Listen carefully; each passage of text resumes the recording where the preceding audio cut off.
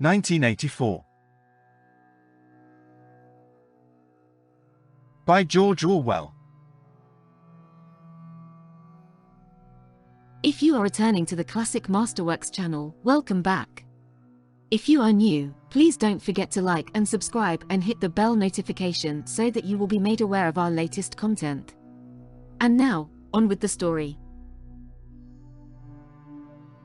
Part 3. Chapter 5. At each stage of his imprisonment he had known, or seemed to know, whereabouts he was in the windowless building. Possibly there were slight differences in the air pressure. The cells where the guards had beaten him were below ground level. The room where he had been interrogated by O'Brien was high up near the roof. This place was many meters underground, as deep down as it was possible to go. It was bigger than most of the cells he had been in. But he hardly noticed his surroundings.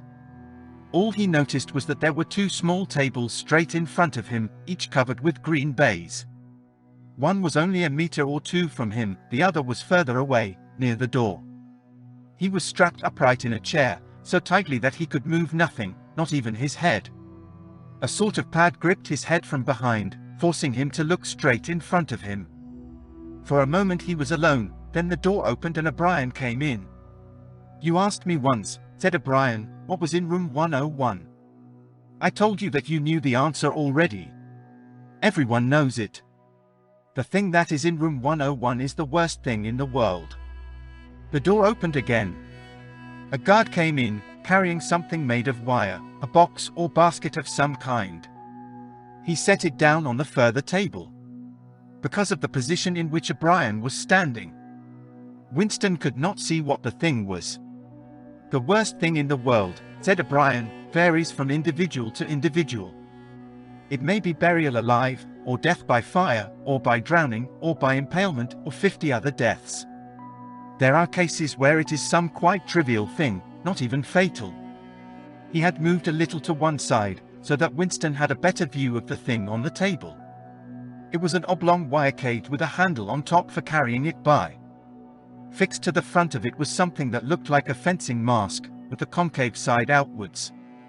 Although it was 3 or 4 meters away from him, he could see that the cage was divided lengthways into 2 compartments, and that there was some kind of creature in each. They were rats. "In your case," said O'Brien, "the worst thing in the world happens to be rats." A sort of premonitory tremor, a fear of he was not certain what, had passed through Winston as soon as he caught his first glimpse of the cage. But at this moment the meaning of the mask-like attachment in front of it suddenly sank into him. His bowels seemed to turn to water. "You can't do that," he cried out in a high cracked voice. You couldn't. It's impossible." "Do you remember," said O'Brien, "the moment of panic that used to occur in your dreams? There was a wall of blackness in front of you, and a roaring sound in your ears. There was something terrible on the other side of the wall. You knew that you knew what it was, but you dared not drag it into the open. It was the rats that were on the other side of the wall." "O'Brien," said Winston, making an effort to control his voice, "you know this is not necessary. What is it that you want me to do?" O'Brien made no direct answer. When he spoke it was in the schoolmasterish manner that he sometimes affected. He looked thoughtfully into the distance, as though he were addressing an audience somewhere behind Winston's back. "By itself," he said, "pain is not always enough. There are occasions when a human being will stand out against pain, even to the point of death. But for everyone there is something unendurable, something that cannot be contemplated. Courage and cowardice are not involved. If you are falling from a height, it is not cowardly to clutch at a rope. If you have come up from deep water, it is not cowardly to fill your lungs with air.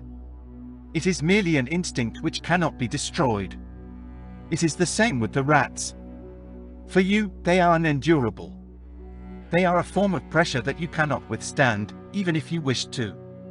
You will do what is required of you. But what is it? What is it?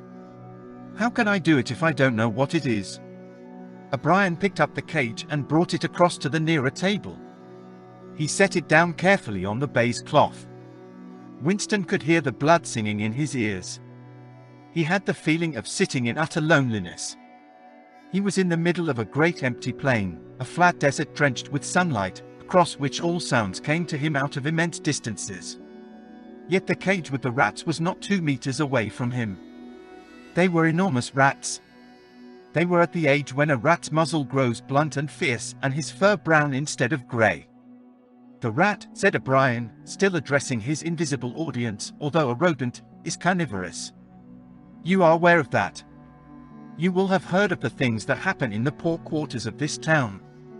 In some streets a woman dare not leave her baby alone in the house, even for 5 minutes. The rats are certain to attack it. Within quite a small time they will strip it to the bones. They also attack sick or dying people. They show astonishing intelligence in knowing when a human being is helpless." There was an outburst of squeals from the cage. It seemed to reach Winston from far away. The rats were fighting, they were trying to get at each other through the partition. He heard also a deep groan of despair. That, too, seemed to come from outside himself. O'Brien picked up the cage, and, as he did so, pressed something in it. There was a sharp click. Winston made a frantic effort to tear himself loose from the chair. It was hopeless, every part of him, even his head, was held immovably. O'Brien moved the cage nearer. It was less than a meter from Winston's face. "I have pressed the first lever," said O'Brien. "You understand the construction of this cage. The mask will fit over your head, leaving no exit. When I press this other lever, the door of the cage will slide up. These starving brutes will shoot out of it like bullets. Have you ever seen a rat leap through the air? They will leap onto your face and bore straight into it. Sometimes they attack the eyes first. Sometimes they burrow through the cheeks and devour the tongue." The cage was nearer, it was closing in. Winston heard a succession of shrill cries which appeared to be occurring in the air above his head. But he fought furiously against his panic. To think, even with a split second left to think was the only hope. Suddenly the foul musty odor of the brute struck his nostrils. There was a violent convulsion of nausea inside him, and he almost lost consciousness. Everything had gone black. For an instant he was insane, a screaming animal. Yet he came out of the blackness clutching an idea. There was one and only one way to save himself. He must interpose another human being, the body of another human being, between himself and the rats. The circle of the mask was large enough now to shut out the vision of anything else. The wire door was a couple of handspans from his face. The rats knew what was coming now. One of them was leaping up and down, the other, an old scaly grandfather of the sewers, stood up, with his pink hands against the bars, and fiercely sniffed the air. Winston could see the whiskers and the yellow teeth. Again the black panic took hold of him. He was blind, helpless, mindless. It was a common punishment in Imperial China, said O'Brien as didactically as ever. The mask was closing on his face. The wire brushed his cheek. And then no, it was not relief, only hope, a tiny fragment of hope. Too late, perhaps too late. But he had suddenly understood that in the whole world there was just one person to whom he could transfer his punishment, body that he could thrust between himself and the rats. And he was shouting frantically, over and over. "Do it to Julia! Do it to Julia! Not me! Julia! I don't care what you do to her. Tear her face off, strip her to the bones. Not me! Julia! Not me!" He was falling backwards, into enormous depths, away from the rats. He was still strapped in the chair, but he had fallen through the floor, through the walls of the building, through the earth, through the oceans, through the atmosphere, into outer space, into the gulfs between the stars, always away, away, away from the rats. He was light years distant, but O'Brien was still standing at his side. There was still the cold touch of wire against his cheek. But through the darkness that enveloped him he heard another metallic click, and knew that the cage door had clicked shut and not open.